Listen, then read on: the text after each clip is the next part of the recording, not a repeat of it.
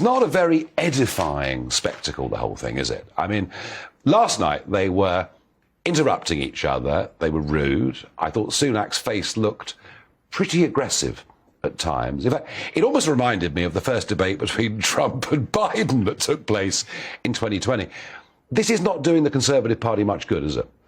Well, I think that's right, Nigel, and I think you're absolutely right. Up until last week, I was a special advisor to Michael Gove. In that time, I have to say, I neither felt special or that I gave any kind of advice to Michael, because he was absolutely brilliant at these kinds of debates when they took place, particularly in the chamber.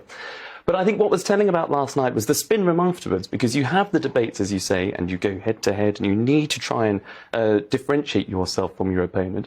But in the spin room afterwards, what was fascinating is that all sides came together to recognise that whoever wins, whoever becomes the leader of the Conservative Party, whoever goes on to be the Prime Minister of this country, they need to bring the whole party together. And that's exactly what we've all got to do. And they both have particularly different styles, but we all recognise that whoever wins the contest as a Conservative family, we need to come together and win that next election. You may well do that, because outside of tax, there aren't many differences at all, actually, between these two candidates. They really are very similar on virtually everything else.